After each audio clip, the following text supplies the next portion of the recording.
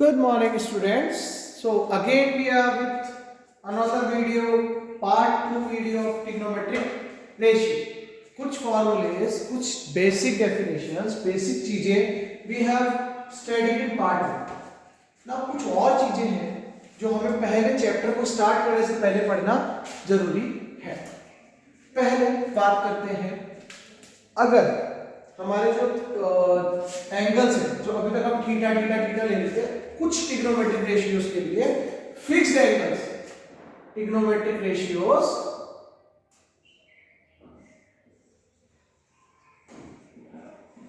Ratio with fixed angle, कुछ fixed angle. देखो मैं तुम्हारे सामने उनको ज्योमेट्रिकली रिप्रेजेंट करके भी बता रहा हूं कैसे बनेगा, ठीक है. और वो फिक्स्ड एंगल्स क्या है? वो फिक्स्ड एंगल्स है 0, 30, 45, 60 और 90. This 5 angles are there. ये फिक्स्ड एंगल्स है जिनके लिए हमें वैल्यूज याद होनी चाहिए. तो पहले मैं आपको बता रहा हूं कि ये बनी कैसे, ठीक है. टेबल बनी कैसे, इस चीज को ध्यान रखना. फिर बताऊंगा इस टेबल को याद करने का तरीका. देखो सबसे पहले बनी कैसे, 0 डिग्री के लिए आते हैं. फॉर द 0 डिग्री, ये मेरा राइट एंगल ट्रायंगल है. Suppose this is my right angle triangle, ठीक है. यहां पे एंगल थीटा है. मैंने इस परपेंडिकुलर को क्या किया, छोटा किया. परपेंडिकुलर को क्या कर दिया, छोटा. बेस उतना ही रखा हूं, बेस उतना ही रखा हूं, बट परपेंडिकुलर क्या कर दिया, छोटा. तो मेरा जो थीटा है वो भी क्या हो गया, छोटा हो गया. अगर मैं इसको और छोटा करूं, बेस उतना ही रखा हूं, तो मेरा और एंगल क्या हो जाएगा, छोटा हो जाएगा. अगर मैं इसको और छोटा करूं, ठीक है, तो मेरा थीटा क्या हो जाएगा, और छोटा हो जाएगा. कुल मिला के मैं करना क्या चाह रहा हूं, I want to make this angle 0 degree. 0 degree कब बनेगा, जब जो आपका ये पूरा हिस्सा है ये तो खत्म हो जाए और ये वाली जो लाइन है वो जस्ट इस लाइन को पूरा पूरा क्या कर दे, रिकवर कर दे. तो यहां थीटा क्या हो जाएगा, 0 डिग्री हो जाएगा. अब जब थीटा आपका 0 डिग्री हो गया, ये कब पॉसिबल हुआ, जब थीटा के सामने वाली साइड यानी परपेंडिकुलर तो क्या हो गई, खत्म हो गई, यानी क्या बन गई, 0 बन गई. अगर थीटा 0 डिग्री का बना, जब परपेंडिकुलर तो क्या हो गई भैया, बिल्कुल खत्म, 0 बन गई, ठीक है. और आपका बेस और हाइपोटेनियस मर्ज हो गए, यानी बेस और हाइपोटेनियस आपस में क्या हो गए, हाइपोटेनियस आपस में क्या हो गए, इक्वल हो गए. हाइपोटेनियस आपस में क्या हो गए, इक्वल. अब आपको याद हो तो 6 ट्रिग्नोमेट्रिक रेशियोज पढ़े थे, sin theta, cos theta, tan theta, cot theta, sec theta and cosec theta. याद है, पढ़े थे. तो उसी चीज में हमने पढ़ा था P upon H, B upon H, P upon B, B upon P, B H upon B and H upon P. ये 6 रेशियोज हमने पढ़े. अब वी आर हैविंग वैल्यूज, ठीक है, but now we are talking about angle 0. What we are talking about, angle 0. sin 0, cos 0, tan 0, 0 not theta, 0, tan 0, cot 0, sec 0 और cosec 0, 0. ठीक है. तो अब 0 के लिए क्या बात करनी है, 0 के लिए आ जाओ, P अपॉन H, बस वैल्यू पुट करते जाओ. P की वैल्यू 0, H की वैल्यू H, 0 अपॉन H क्या बन गया, 0. cos theta, B upon H, B और H दोनों क्या है, इक्वल है. दोनों क्या है, इक्वल है. तो B से H कट जाएगा, आंसर क्या आ जाएगा, 1 आ जाएगा. tan 0 भैया P upon B, P upon B यानी 0 अपॉन B यानी 0 भैया, यानी 0 भैया, ठीक है. कोट 0, B अपॉन P भैया, B upon P, B upon P यानी B अपॉन 0. और हमने स्टार्टिंग से पढ़ा है कि डिनोमिनेटर कभी भी 0 नहीं होता है, तो वो नंबर क्या बन जाता है, अनडिफाइंड या इनफाइनाइट, जिसको हम फाइंड नहीं कर सकते. ऐसे ही sec 0 में आ जाओ, h अपॉन b भैया, h अपॉन b, h और b आपस में इक्वल है, कट जाएंगे, क्या आ गया भैया, 1 आ गया। ऐसे ही cosec 0, cosec 0 में h upon p, h upon p यानी h अपॉन 0, अगेन ये क्या बन गया भैया, अनडिफाइंड बन गया। तो ये आपके 0 डिग्री के लिए 6 के 6 ट्रिग्नोमेट्रिक रेशियोज की वैल्यूज यू गॉट। अब हम 0 डिग्री एंगल के लिए तो हमने सारी बात कर ली, ठीक है। अब we are taking second angle 90 degree. अभी हम सब पे आएंगे but we are taking right now 90 degree. अब 90 डिग्री के लिए वही चीज देखो पढ़ो, जैसे हमने उसमें परपेंडिकुलर को 0 किया था, ये थीटा था। आपको थीटा को पहले 0 डिग्री लाने के लिए थीटा को छोटा करना था। अब अगर आपको थीटा को 90 बनाना है तो आपको बड़ा करना पड़ेगा। बड़ा कब होगा, जब बेस को हम छोटा करते जाएंगे। हम बेस को क्या करते जाएंगे, छोटा करते जाएंगे। ये थीटा बड़ा हो गया, और छोटा करोगे बेस को तो थीटा और बड़ा हो जाएगा। यहां 90 डिग्री चल ही रहा है, ध्यान रखना। लेकिन अगर तुम बेस को पूरा खत्म कर दोगे और परपेंडिकुलर और हाइपोटेनियस दोनों एग्जैक्ट एक दूसरे के ऊपर आ जाएंगे तो आपका एंगल हो जाएगा थीटा इक्वल टू क्या हो जाएगा, 90 डिग्री हो जाएगा। ऐसे में हमने बेस को तो क्या कर दिया, खत्म कर दिया भैया। बेस मतलब 0 और परपेंडिकुलर और हाइपोटेनियस दोनों एक दूसरे को मर्ज कर लिए, यानी दोनों आपस में हो गए इक्वल। अब हम बात कर रहे हैं 90 डिग्री के लिए, तो sin 90, cos 90, tan 90, cot 90, sec 90 और cosec 90। सेम चीज वापस करो भैया, p upon h, p upon h दोनों बराबर कट गए 1, b upon h 0 upon h 0 हो गया भैया, p upon b, p upon b, b यानी 0, b यानी 0। 90 डिग्री की बात करें तो अनडिफाइंड हो गया भैया। कोट 90 मैंने बताया डिनोमिनेटर में 0 आती है मतलब क्या हो जाएगा, undefined. Cot 90 b upon p, 0 upon p 0 हो गया भैया। Sec h upon b, h upon 0 क्या हो गया भैया, अनडिफाइंड हो गया भैया, ठीक है। Cosec h upon p, h upon p बराबर हो गए, कट गए भैया, 1 आ गया भैया। This is all about 90 degree. Now we will talk about next angle which is 30 degree or 45 degree. Now we are talking about next angle which is 45 degree. एक triangle लो, right angle triangle, ठीक है, जिसका perpendicular और base क्या हो, equal, P और B क्या हो, इक्वल। तो ये क्या बन जाएगा, अगर मान लो मैं A B C ले रहा हूं, अगर A B और AC इक्वल है, A B और AC क्या है, इक्वल है, तो A B के सामने वाला एंगल C और AC के सामने वाला एंगल B, ये दोनों आपस में क्या होंगे, इक्वल। If then ये दोनों इक्वल है तो सामने वाले एंगल्स भी क्या होंगे, इक्वल। 9th क्लास में पढ़ा था, इक्वल साइड्स के सामने वाले एंगल क्या होते हैं, इक्वल होते हैं, ठीक है। अब बात करें अगर पाइथागोरस एंगल सम प्रॉपर्टी, तो angle A plus angle B plus angle C is equal to कितना होगा, 180। एंगल A की वैल्यू 90 डिग्री है, एंगल B की वैल्यू क्या है भैया, इक्वल है। एंगल B और C की वैल्यू इक्वल है तो दोनों क्या मान लिया, x मान लिया 180, ठीक है। तो x प्लस x 2x और 180 माइनस 90 यानी 90, x इक्वल टू कितना आ गया, 45।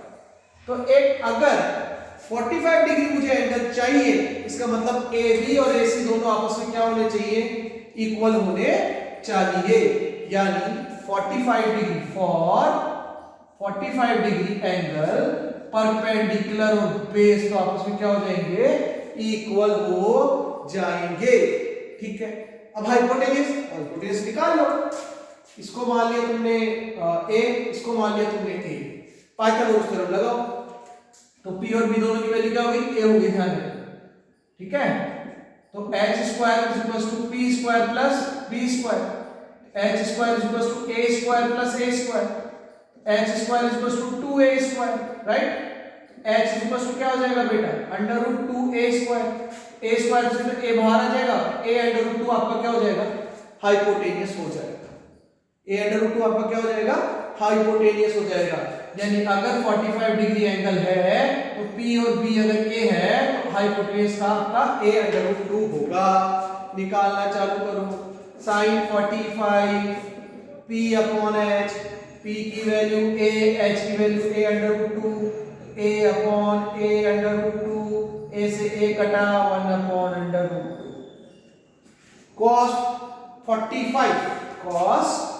45 B अपॉन H, B की वैल्यू A, H की वैल्यू A अंडर रूट 2, A से A कटा 1 upon under root 2। tan 45 A upon P upon B, तो A अपॉन A यानी 1, B अपॉन B यानी A upon B upon P यानी A अपॉन A अगेन 1, H अपॉन B यानी A under root 2 upon A से A कट के भैया under root 2। Similarly cos H 45 की नहीं बात कर रहे हैं, सब पे ध्यान रखना, these are all 45। और cosec H अपॉन P यानी वही A under root 2 upon A से A कट के under root 2। This is all about angle 45। अब तक हमने तीन एंगल्स के लिए तीन अलग अलग ट्राइंगल्स लिए हैं, बट जो अब बचे हुए 30 और 60 डिग्री है ना बेटा, 45 तो ले चुके, अब बचे हुए 30 और जो 60 है इनके लिए सेम एंगल उठाते हैं, सेम ट्राइंगल उठाते हैं। बताता हूं कैसे, wait. Now for the angle of 30 and 60 degree, एक ऐसा ट्राइंगल इमेजिन करो जिसमें इन दोनों में से एंगल आता है, तो आपके दिमाग में सीधे आएगा इक्विलैटरल ट्राइंगल, जिसकी तीनों साइड क्या होती है, इक्वल होती है, ए। और इक्विलैटरल ट्राइंगल का हर एंगल क्या होता है, 60 डिग्री होता है, पता है हमें अच्छे से, हर एंगल कितने डिग्री का होता है, 60 डिग्री का। अब इसमें क्या करो, किसी एक वर्टेक्स से एक लाइन खींच लो जो सामने वाली साइड में क्या है, परपेंडिकुलर है। तो हमने 9th क्लास में पढ़ा था इक्विलैटरल ट्रायंगल में अगर हम किसी वर्टेक्स से एल्टीट्यूड डालते हैं तो वो उस एंगल को भी दो बराबर टुकड़ों में तोड़ देती है जिस एंगल से वो निकलती है। तो अगर ये पूरा एंगल 60 था तो इधर 30 हो जाएगा, इधर कितना हो जाएगा, 30। अब इसको नाम दे लो A B C D. ACD आपका ट्रायंगल था इक्विलैटरल, ठीक है, जिसकी तीनों साइड्स क्या थी, इक्वल थी, ठीक है, पूरी साइड A है, पूरी है, ध्यान रखना। तो ऊपर अब ये भी कितना हो गया, A/2, A/2। अब इसमें सिर्फ ये वाला हिस्सा उठा लो, ABC वाला हिस्सा उठा लिया, ठीक है। आपका ये कितना है, 60 डिग्री है, ये आपका कितना है, 30 है, ये नीचे वाली आपकी A/2 है, this one is your A। अब ये ABC है, आपको AB की वैल्यू नहीं पता। अब आपको यहाँ पर कितना डिग्री का है, 90 डिग्री का है ना, ठीक है, आपको AB नहीं पता, करो निकाल लेते हैं पाइथागोरस थ्योरम लगा के। AC square is equals to AB square plus BC square, AB square plus BC square, put कर दो। AB की वैल्यू A/2 का स्क्वायर, BC की वैल्यू, सॉरी AB की वैल्यू पता नहीं है, AB को AB रहने दो, सॉरी AB को AB रहने दो, BC की वैल्यू A/2 का स्क्वायर, और AC की वैल्यू A का स्क्वायर नहीं है, लिया हो इधर, तो ये तो हो गया A स्क्वायर और ये हो जाएगा माइनस का A²/4 is equal to AB square. सही है, करो भैया सॉल्व। एलसीएम ले लो तो 4 एलसीएम, तो 4 ऊपर आ जाएगा 3A स्क्वायर, करके देख लेना is equal to AB square. Square को चलाओगे अंडर रूट, तो अंडर रूट 3A स्क्वायर बाहर आ जाएगा, 4 भी बाहर आ जाएगा, under root 3/2, under root 3 sorry A under root 3/2 is equal to क्या हो गया आपका, AB हो गया। ठीक है, यहां तो समझ में आ गया। अब अगर आप एंगल ले रहे हो 30, अगर आपने थीटा लिया है 30, तो आपका P क्या होगा, B क्या होगा और H क्या होगा, वो देखो। जब आपने अच्छा AB की वैल्यू कितनी आ गई, A√3/2 आ गई है, ध्यान रखना। जब आपने थीटा 30 लिया है यानी ये लिया है, उसके सामने वाला ये तो होगा परपेंडिकुलर, तो P तो कितना होगा आपका A/2। 90 डिग्री के सामने आपका हाइपोटेन्यूज हो गई A हो गई, तो बेस कितना हो जाएगा A√3/2। a/√3/2 आपका बेस होगा। ठीक है, जब आप थीटा 60 लोगे तो आपका परपेंडिकुलर बेस और हाइपोटेन्यूज क्या होगा, डिफाइन करो दोबारा। थीटा अगर आपने 60 लिया है तो इसके सामने वाला होगा परपेंडिकुलर, तो p कितना हो जाएगा a/√3/2। हाइपोटेन्यूज 90 डिग्री के सामने a फिक्स है भैया, और आपका बेस a/2 हो जाएगा। ठीक है, a/2 हो जाएगा। अब निकालो, जब 30 के लिए निकाल रहे हो तो आप ये यूज करोगे, जब 60 के लिए निकाल रहे हो तो आप ये यूज करोगे। पहले 30 के लिए कर लेते हैं, p/h यानी a/2/h कितना है a। ठीक है, उल्टा होगा, a से a कट के क्या बच जाएगा 1/2। cos 30 b/h a/√3/2/a, a से a कट के क्या बच गया √3/2 बच गया। जब आप tan थीटा निकालोगे तो p/b तो a/2 अपॉन a/√3/2, तो 2 से 2 कटा, a से a कटा तो 1/√3 बच गया आपका। ठीक है, cot 30 निकालोगे, ठीक है, cot 30 के लिए b/, तो वो उल्टा आ जाएगा a/√3/2 अपॉन a/2, तो a 2 से 2 कटा, a से a कटा, केवल √3/1 बचा, अपॉन में 1 लगाने का मतलब है नहीं।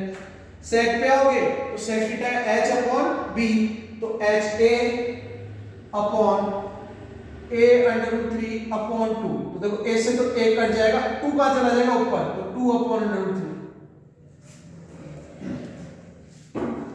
2/√3। सिमिलरली आप आ जाओ इस पे cosec 30 पे। अगर आप cosec 30 पे आते हो तो cosec 30 होता है h/p, तो a/a/2, a से a करके 2 कहां चला जाएगा ऊपर, तो 2 इज योर आंसर।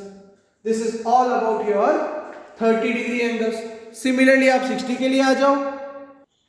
अब 60 के लिए आप देखना चाह रहे हो तो 60 के लिए आप दूसरे वाले देख लो, आपको ये देखना पड़ेगा। तो sin 60 निकालना है तो p/h, तो p/h a/√3/2 अपॉन a से a कट के √3/2 बच गया। सिमिलरली cos 60 के लिए निकालोगे तो b/h यानी a/2 upon a/2 upon a से a कट के अगेन क्या बचा 1/2 बच गया। ठीक है, ऐसे tan 60 पे आओगे तो p/b, तो a/√3/2 upon a/√3/2 upon a/2, 2 से 2 कटा, सॉरी 2 से 2 कटा और a से a कट गया, तो केवल क्या बचा √3 बच गया भैया। ऐसे cot 60 में आओगे तो उल्टा हो जाएगा, तो a/2 अपॉन a/√3/2, 2 से 2 कटा, a से a कटा, तो 1/√3 बच गया। sec में आओगे तो h/b, तो a/2, a से a करके 2 कहां चला जाएगा ऊपर, 2 आ गया। ठीक है, ऐसे ही आप cosec में आओगे तो h/p, तो a/√3/2, 2 कहां चला जाएगा ऊपर, a से a करके 2 कहां चला जाएगा ऊपर, तो 2/√3 इज योर 60 डिग्री। अब ये जो हमने पढ़ा है ये क्या है, geometrical representation of table. By chance पूछ लेता है कि define all the value geometrically of cos all trigonometric ratios geometrically of angle 30 degree. तो आपको इस तरीके से पूरा भाई डायग्राम बना के एक्सप्लेन करना पड़ेगा। बट कुछ क्वेश्चंस में हमें सीधे वैल्यू रखनी होती है, तो उसके लिए हम इतना बड़ा प्रोसेस थोड़ी नहीं करेंगे।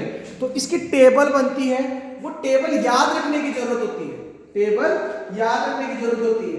अब उसको याद कैसे कर सकते हो वो हम कैरी फॉरवर्ड कर रहे हैं आगे। वेट ए सेकंड। अब ये आपकी एक टेबल, इस टेबल को सीधे याद करने का तरीका समझा रहा हूं। कैसे समझो, देखो सबसे पहले 0 से काउंटिंग चालू करो, चले जाओ 0 1 2 3 4 आगे। अब हम जब एंगल्स की बात करते हैं तो 4 क्वाड्रेंट्स होते हैं, 1 2 3 4 क्वाड्रेंट्स होते हैं ना, तो इसको सबके अपॉन में 4 लगा दो, सबके अपॉन में क्या लगा दो 4, 0 1 2 3 4, फिर सबके अपॉन में क्या लगाया 4, और जो वैल्यू आ गई उसका ले लो अंडर रूट। सॉल्व करने पे जो वैल्यू आ गई उसका क्या ले लो अंडर रूट। जो वैल्यू आई आपकी वो आई साइन थीटा। कैसे, 0/4, 0 का अंडर रूट 0, 1 का अंडर रूट 1, 4 का अंडर रूट 2, 2/4 करता है 2 1 जा 2, 2 2 जा 4, तो 1 का अंडर रूट 1 और 2 का अंडर रूट कुछ होता नहीं अंडर रूट 2। ऐसे ही अंडर रूट 3 का कोई अंडर रूट होता नहीं है और 4 का अंडर रूट होता है 2। 4/4 कट के 1 का अंडर रूट कितना होता है 1। ये आपकी सारी वैल्यू आ गई सारी। क्या किया मैंने 0 1 2 3 4 सबके अपॉन में लगाया 4 और सबका ले लिया अंडर रूट। ये वैल्यूज किसकी मिल गई sin 0 30 45 60 और 90। अब बस काम खत्म, पूंछ पकड़ो इधर लाओ, पूंछ पकड़ के इधर ले आओ। तो 1 under root 3 upon 2 1 upon under root 2 1 upon 2 and 0। ये किसकी वैल्यू हो गई आपकी कोस की। फिर स्टार्टिंग में हमने पढ़ा था कि sin theta upon cos theta क्या होता है tan थीटा। तो डिवाइड में लगा दो 0 अपॉन 1 0, इन दोनों को अपॉन में लगाओगे तो अंडर 2 से 2 कट के 1 अपॉन अंडर रूट 3, इसको अंडर रूट 1 दोनों कट के 1, 2 से 2 कट के अंडर रूट 3 और 1 अपॉन 0 इनफाइनाइट। ये किसकी वैल्यू आ गई भैया tan की आ गई। वही पूंछ पकड़ लो, पूंछ पकड़ के चलाओगे तो infinite under root 3 1 upon under root 3 and 0। अब sec थीटा हमने पढ़ा था cos का क्या होता है रेसिप्रोकल होता है। तो 1 का रेसिप्रोकल क्या होगा 1 अंडर रूट 3 अपॉन 2 का क्या होगा 2 upon under root 3 1 upon under root 2 क्या होगा अंडर रूट 2 1 अपॉन 2 का क्या होगा 2 और 0 का 0 अपॉन 1 है तो 1 अपॉन 0 यानी अनडिफाइंड। और वही पूंछ पकड़ के इधर लियो undefined 2 under root 2 upon under root 3 and 1। ये मैंने सिखाया है टेबल को याद रखने का तरीका। इससे रिलेटेड क्वेश्चंस भी आते हैं, वो भी हम आगे वीडियोस में पढ़ेंगे। Thank you. अगर ये वीडियो समझ में आई हो, आपको समझ में आया हो सारा टॉपिक, तो please like and subscribe, like the video and subscribe the channel and share with your friends.